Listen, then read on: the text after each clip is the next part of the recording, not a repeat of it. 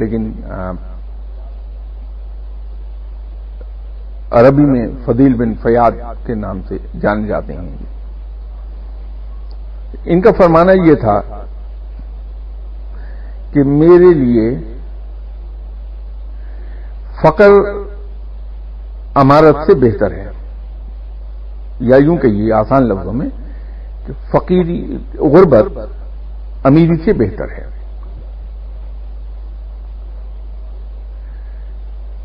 اور بیماری میرے لیے صحت سے بہتر ہے. اور تیسری چیز آپ نے فرمائی کہ موت میرے لیے حیات سے بہتر ہے. یہ اکثر فرماتے تھے محفلوں میں. تو ایک صاحب نے جا کے حضرت امام حسین رضی اللہ تعالی عنہ کی خدمت میں عرض کیا کہ یا رسول اللہ صلی اللہ علیہ وسلم، فضیل بن فیاض جو ہیں وہ یہ کہتے ہیں. تو آپ نے فرمایا اللہ ان کے حال پر رحم فرمائے. رضا کا ایک مقام یہ ہے. اسی طرح ایک بار آپ صلی اللہ علیہ وسلم کی خدمت میں ایک صحابی نے حاضر ہو کے یہ عرض کی تھی، یا رسول اللہ صلی اللہ علیہ وسلم، پہلے تو میرا مال چلا گیا اور اب میرا جسم بھی بیمار ہو گیا.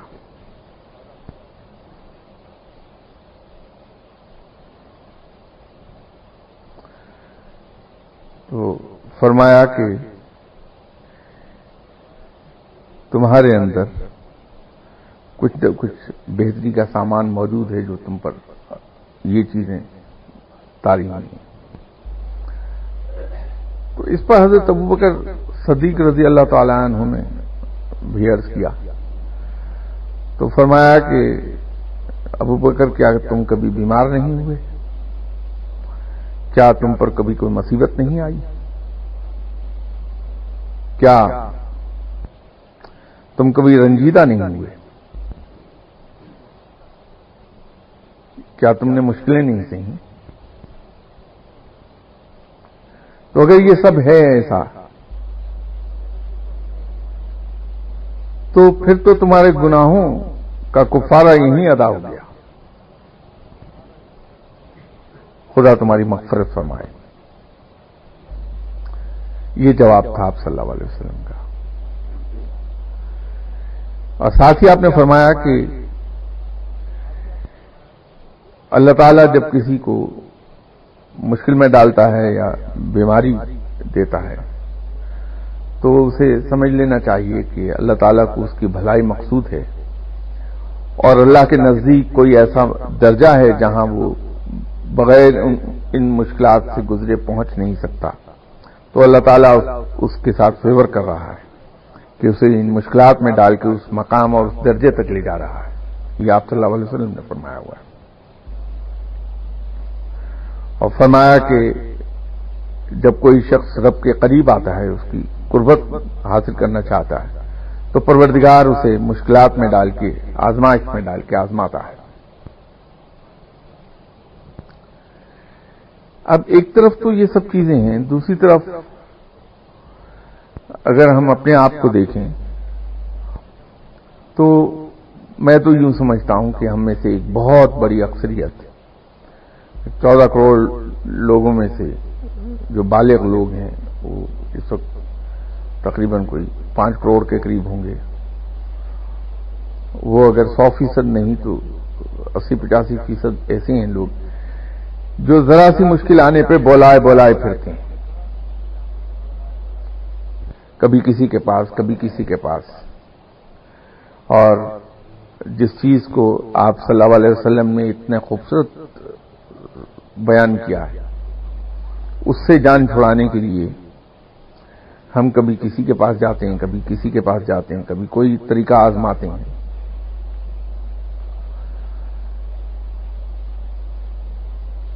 اگر ہم اس کو اسی رنگ میں لے لیں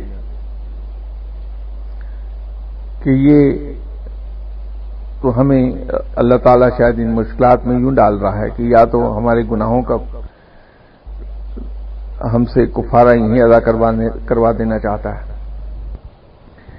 یا ہمیں کسی ایسے درجے پر پہنچانا چاہتا ہے جس درجے پر ہم عام حالات میں پہنچ نہیں پائیں گے، تو اللہ تعالیٰ ہمیں ان مشکلات کا شکار کر کے تو اس کے بعد اس مقام تک لے جانے کے قابل کر رہا ہے، تو یہ باعث رحمت ہے۔ تو ان اگر مصیبتوں کو ہم باعث رحمت سمجھ کے اس پر راضی ہو جائیں، اس پر خوش ہو جائیں، تو ہمیں بہت سی مشکلات سے نجات مل جائے گی۔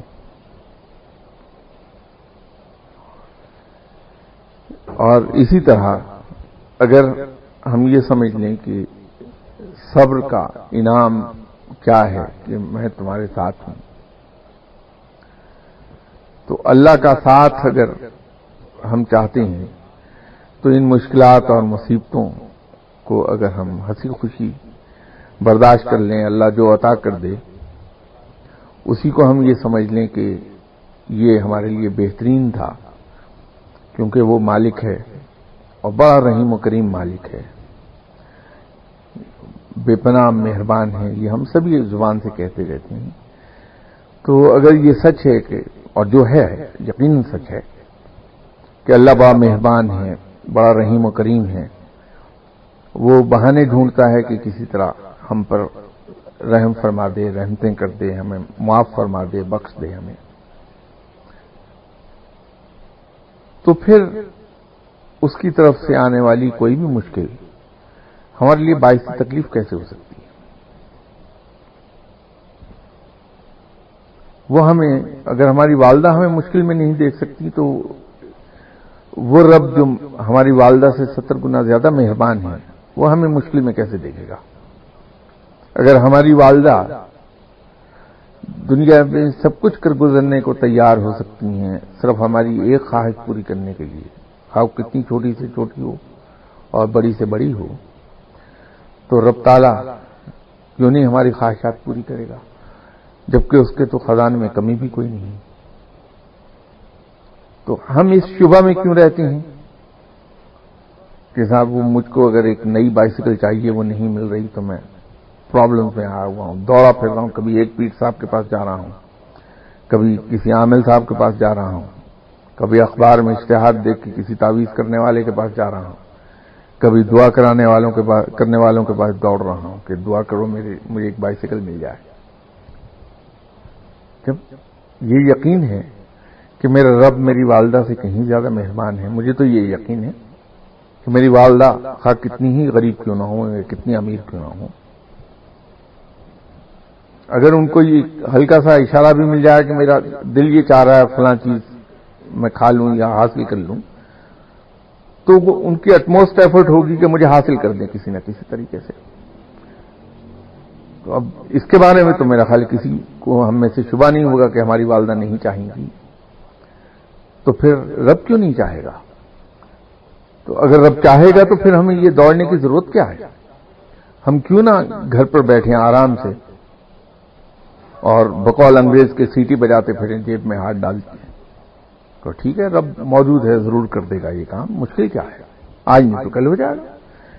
جو ہی یہ ہمارے لیے مناسب ترین وقت آئے گا ہمیں دنیا کی ہر نعمت حاصل ہو جائے گی، رب تعالیٰ ضرور دے دے گا، اور یقین مانیے کہ ہو جاتی ہے۔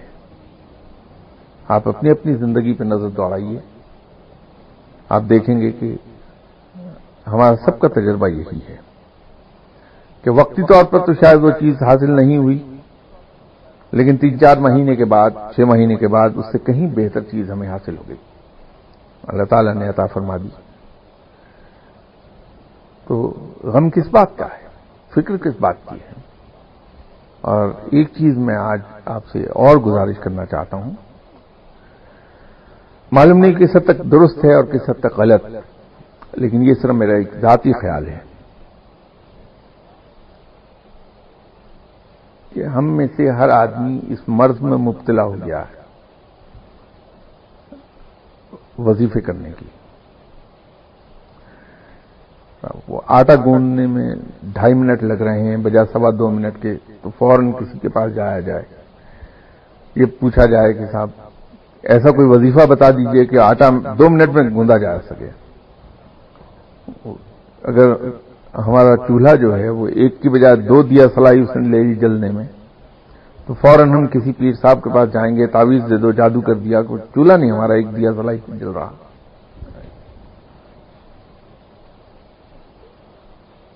یہ مسلمان کے شایان شان نہیں ہے۔ مسلمان تو 2 چیزوں پر ایمان رکھتا ہے، ایک کوشش اور جدوجہد پر، اور دوسری اللہ تعالی کی رحمتوں پر۔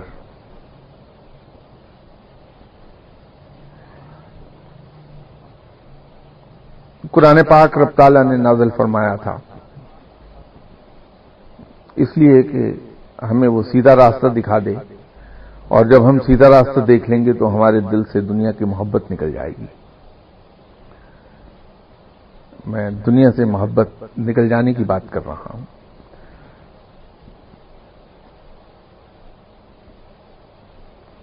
لیکن عجیب و غریب بات ہے کہ ہم نے دنیا کمانے کا ذریعہ ہی اس قرآن کو بنا لیا۔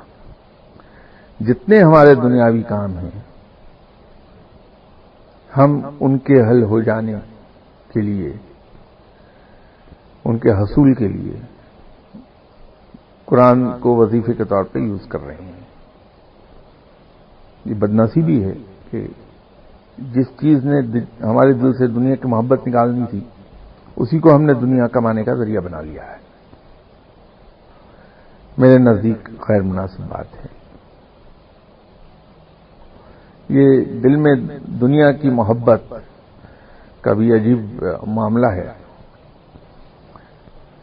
ایک صاحب گزرے ہیں جو اپنے وقت کے غوث تھے، حضرت بہاؤالدین ذکریہ رحمۃ اللہ علیہ کا مزار ملتان میں ہے۔ یہ ولی اللہ بھی تھے اور اپنے وقت کے انتہائی امیر انسان بھی۔ تجارت ان کا پیشہ تھا، کچھ لمبی چوڑی جائیداد اور ایسے معاملات بہت تھے، تو غوث کے مقام پر تھے۔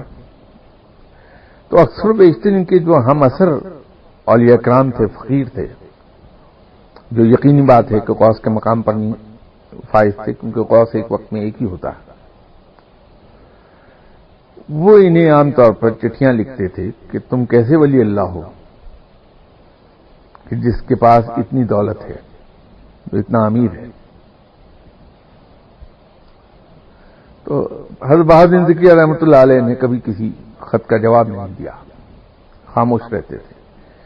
لیکن پھر وہ بہت سخت خط آنے لگے تو بالآخر ایک خط کا جواب انہوں نے صرف 2 سطر میں دیا کہ میرے پاس دنیا کی دولت ہے ضرور، لیکن اسے میں نے دل میں جگہ نہیں دی۔